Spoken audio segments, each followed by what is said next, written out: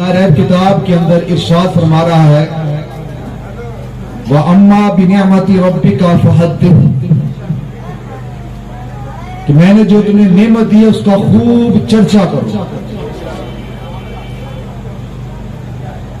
اور اللہ رب العزت سورہ رحمان کے اندر فرماتا ہے فَبِأَيِّ آلَاءِ رَبِّكُمَا تُكَذِّبَانِ، اے جن و انس تم میری کون کون سی نعمت کو جھٹلاؤ گے.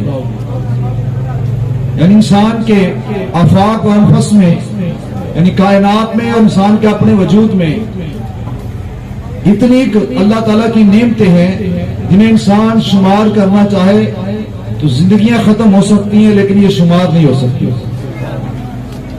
لیکن ان سب نعمتوں سے بڑھ کر جو نعمت ہے وہ نعمت ہے جس کے صدقے یہ نعمتیں وجود میں آئی.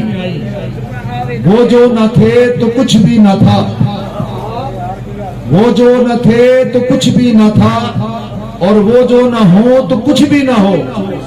جان ہے وہ جہان کی، جان ہے تو جہان ہے. تو ہر نعمت کی اصل ہے آقا دو جہان کی ذات پاک. اس لیے جس نے اس نعمت کا شکر ادا کیا سمجھو اس نے اللہ کی تمام نعمتوں کا شکر ادا کر دیا.